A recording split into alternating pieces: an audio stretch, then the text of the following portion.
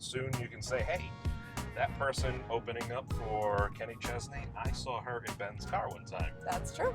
Shortly thereafter, she filed for restraining order.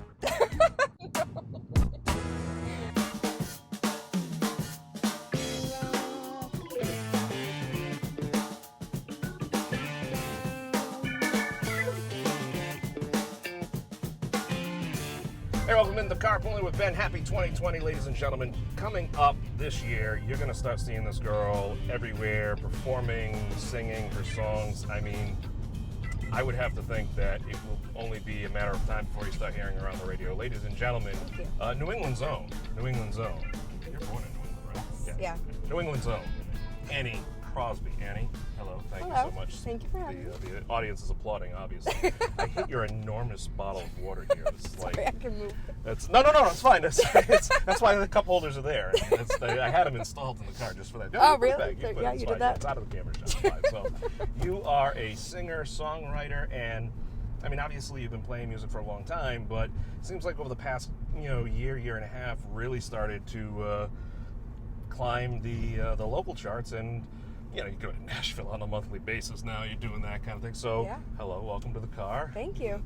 You had a gig recently up at the old Foxborough there.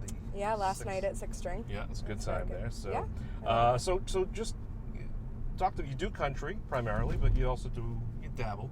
Yeah.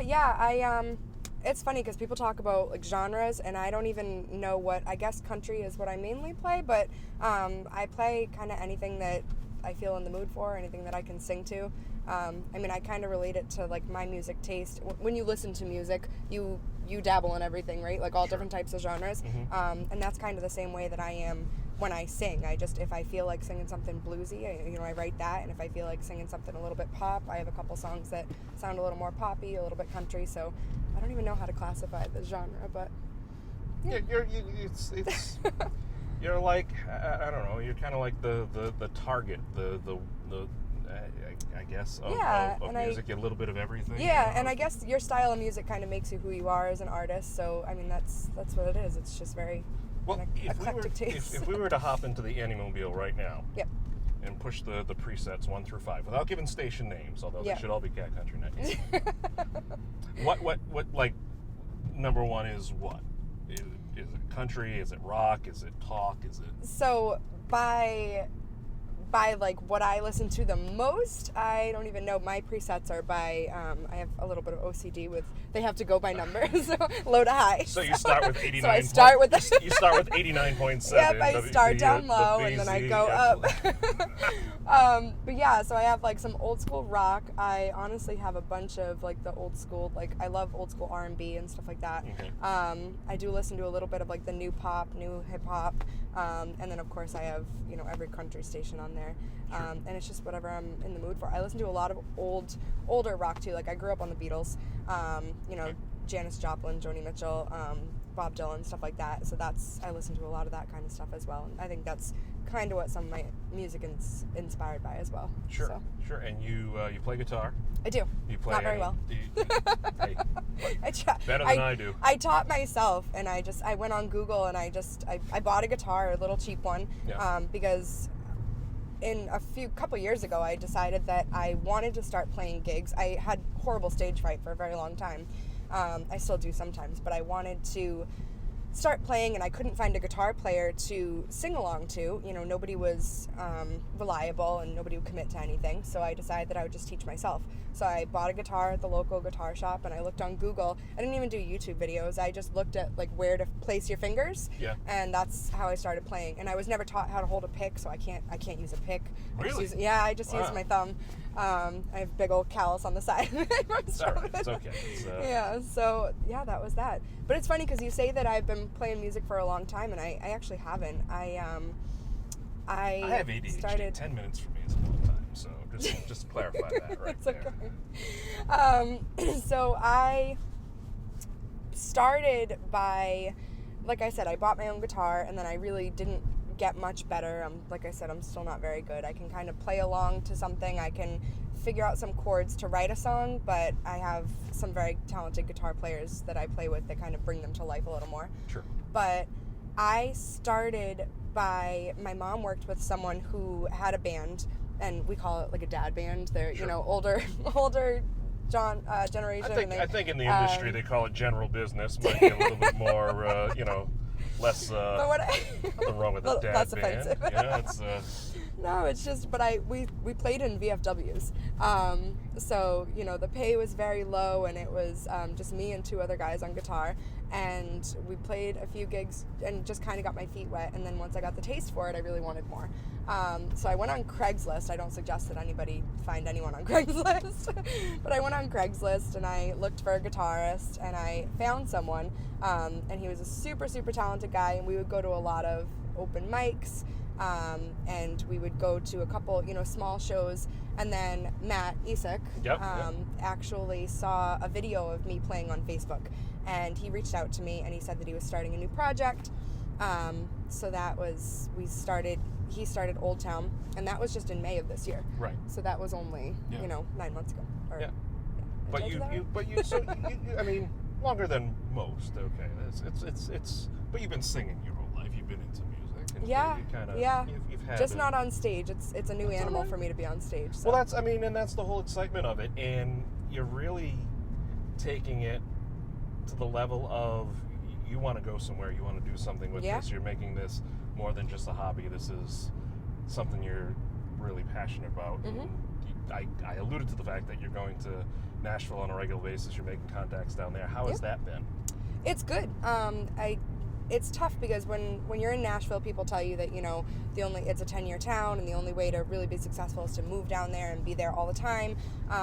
And I can't do that. I have a young daughter, so I don't think that I would uproot her life. But in order to still stay relevant, I try to get there once a month, and it's good. The flights are cheap. I have a couple friends that I can stay with, and I really try to hit as many open mics as I can. In Nashville, it's basically every single bar has, their own writers' rounds, and it's Sunday through Monday. It's every single day is just all music.